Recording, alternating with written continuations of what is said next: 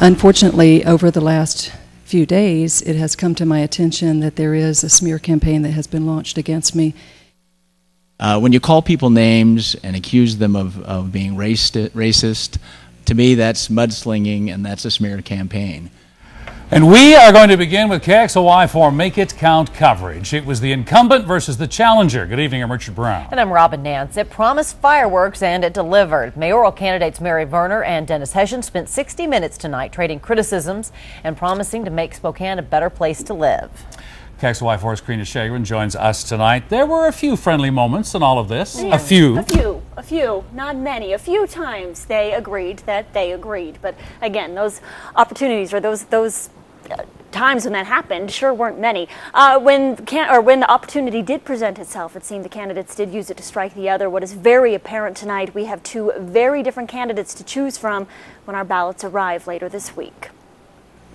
Well, that's an interesting opening question. The debate started with a tough question about their relationship with one another and ended with one everyone had in mind. Is there anything you like about your opponent? But in between, it was apparent the two candidates have very few nice things to say about each other. Ms. Verner talks about her background, but it is lacking in specificity.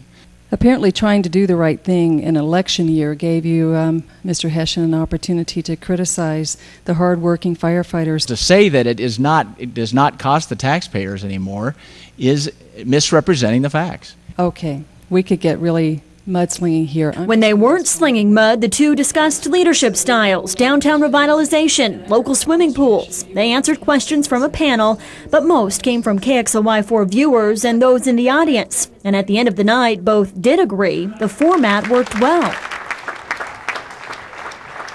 I like that. I really enjoyed that. I thought that the format was really quite good because it lent itself to getting people from all segments of the community. 3 weeks now until Election Day, it's a scramble to the finish and a fast race to reach every undecided voter. I've exhibited my integrity and have earned the trust of the people I've worked with over many years in government. I believe that if the citizens will evaluate that over my service over the last 22 months, they will return me for the next 4 years. And the debate does not end tonight. Both candidates say they will spend the next 3 weeks up until Election Day pointing out their differences.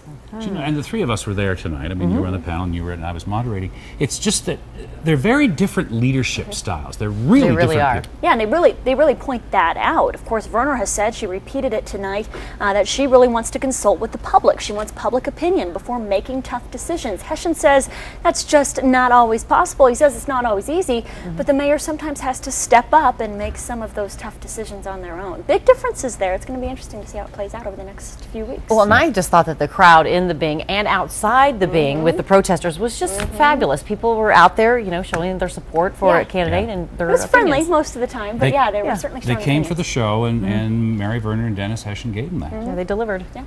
All right, Karina, thanks.